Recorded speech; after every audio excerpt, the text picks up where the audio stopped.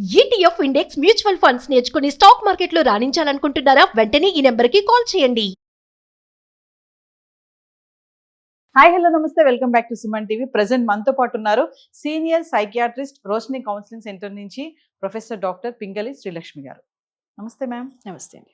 Madam, women's at the rate of 45 మాట్లాడుకుంటే 45 years తర్వాత చూసుకుంటే వీళ్ళకి కోపము, చిరాకు, ఫ్రస్ట్రేషన్ విపరీతంగా వచ్చేస్తూ ఉంటుంది. హస్బెండ్ మీద అరిచేస్తారు, పిల్లల మీద అరిచేస్తారు, ఇంకా రిలేటివ్స్ ఉంటే రిలేటివ్స్గా ఎవరైనా ఇంటికి వస్తే చికాకుగా ఉంటుంది, పని చేయాలంటే చికాకుగా ఉంటుంది, హెల్త్ పరంగా కొన్ని ప్రాబ్లమ్స్ ఉంటాయి. అంటే ఎందుకు 45 తర్వాత వీళ్ళు ఇలా బిహేవ్ చేస్తారంటే 45 తర్వాత బాడీ స్లో అవుతుంటుందండి. మనకి నార్మల్గా ఉన్న హార్మోన్స్, ఫీమేల్ హార్మోన్స్ బాడీలో తగ్గుకుంటూ వస్తాయి. ఎందుకంటే మెనపాజ్ దగ్గర పడుతున్నది కాబట్టి. ఆ పీరియడ్ విచ్ ఇస్ కాల్డ్ పెరిమెనపాజ్ అంటారు. ఇంకా అంటే పీరియడ్స్ వస్తున్నాయి కానీ మెనపాజ్ దగ్గర పడుతున్నది ఇంకో 2-3 ఏళ్ళు అనేసరికి అది పెరిమెనపాజ్ అంటారు. ఆ పీరియడ్ చాలా చేంజెస్ వస్తాయి.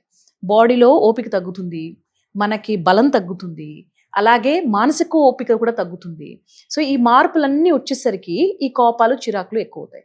అదే కాకుండా లోపల ఉన్న కొన్ని డిజీజెస్ బయటపడతాయి. ఇదే ఏజ్ బీపీ, షుగర్లు రావడం కూడా అవకాశం ఉంటుంది. సేమ్ టైం పిల్లలు పెద్దవాళ్ళు అయిపోయి ఇంకా అమ్మ అవసరం పెద్దగా ఉండదు, వాళ్ళు హాస్టల్స్కి వెళ్ళిపోతారు, మనం లోన్లీగా అయిపోతాం.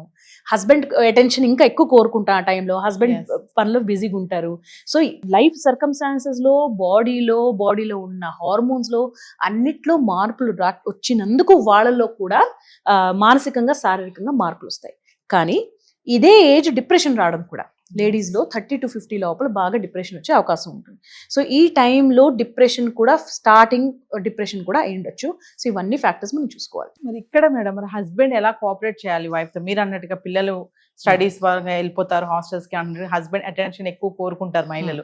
మరి హస్బెండ్ ఇక్కడ ఎలా అర్థం చేసుకుంటున్నారు? అరుస్తుంది, ఎందుకు ఇట్లా అరుస్తున్నావు అనే హస్బెండ్సే ఉన్నారు. కానీ ఓహో తనకి ఇప్పుడు ఈ పీరియడ్ ఉంది, తన ఈ స్టేజ్లో ఉంది, అందుకే ఇలా ఉంటుంది అనుకునే వాళ్ళు తక్కువే కదా? కరెక్ట్, తక్కువే. సో హస్బెండ్స్ కూడా కొంచెం సెన్సిటివిటీ చూపించాలండి. ఉన్నారు సెన్సిటివ్గా ఉన్న వాళ్ళు కూడా ఉన్నారు. కానీ సెన్సిటివిటీ ఎలా చూపించాలంటే, husbands, men body and women's body ఒకలాగా మారదండి వయసుతో పాటు. ఉమెన్ది చాలా తొందరగా మార్పులు వస్తాయి. 45 తర్వాతే డౌన్ అవుతూ వస్తూ ఉంటుంది. సో ఆ టైంలో ఆమెకి కావాల్సింది మంచి పౌష్టిక ఆహారం, రెస్ట్ తీసుకోవడానికి కొంచెం అవకాశం, రెగ్యులర్ ఫిజికల్ యాక్టివిటీ, కొంచెం మానసికంగా సపోర్ట్, ఇవన్నీ కూడా ప్రొవైడ్ చేసింది, especially comfort and presence provide చేసింది హస్బెండే.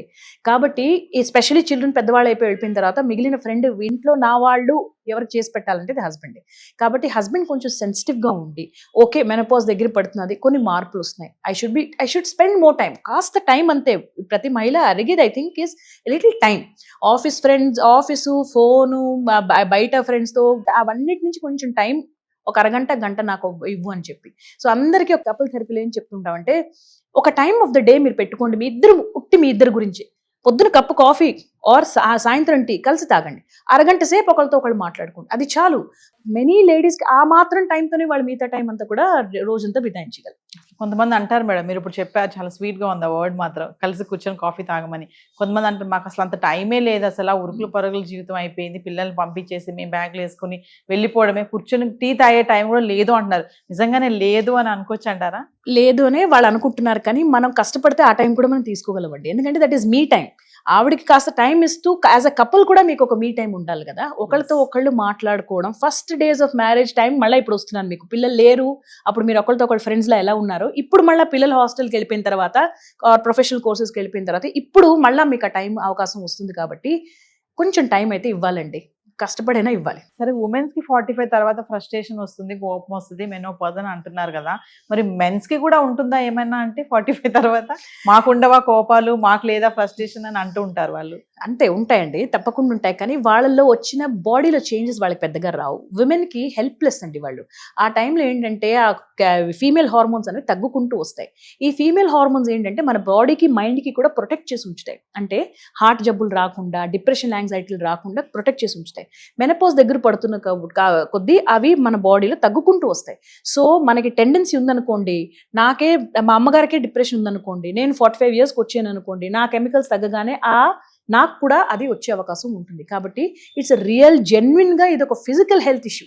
సో అలా చూస్తే వాళ్ళు కొంచెం సింపథెటిక్ గా చూడాలి. మరి ఒక్కసారి ఫైనల్ గా మా వ్యూవర్స్ కి అంటే ఇలా కొంతమంది ఏంటంటే తెలిసి కూడా కొంతమంది సపోర్ట్ చెయ్యరు హస్బెండ్స్, ఇంతే ఇలానే ఉంటుంది నీతో నవ్వదు నాకని చెప్పి వెళ్ళిపోయే వాళ్ళు ఉంటారు. తర్వాత ఆవిడ ఇంకా డిప్రెషన్ లోకి వెళ్ళిపోయి మీరు అన్నట్టుగానే సూసైడ్స్ వరకు వెళ్ళిపోతారు. అలాంటి హస్బెండ్స్ కి ఏమైనా చెప్తారా?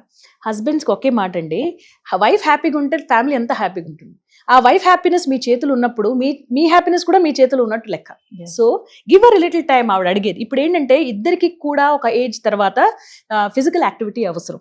కలిసి చిన్న చిన్నవి మనం చేంజెస్ చేసుకోవచ్చు. కలిసి ఫిజికల్ యాక్టివిటీస్కి, కలిసి యోగాకి వెళ్ళండి, కలిసి వాకింగ్కి వెళ్ళండి, కలిసి మీల్స్ ప్లాన్ చేసుకోండి, కలిసి వంట చేసుకోండి. హాలిడేస్ ఒక్క సాటర్డే సండే ఒక గంటకి లాంగ్ డ్రైవ్కి వెళ్ళండి. ఎన్నో రకాలు మనం టైం తీసుకోవచ్చు. చేస్తే ఆవిడ హ్యాపీ ఉంటుంది, ఆవిడ మీకు హ్యాపీ ఉంచుతుంది, లైఫ్ అంతా కూడా హ్యాపీగా ఉంటుంది. Thank you ma'am. ఓకే.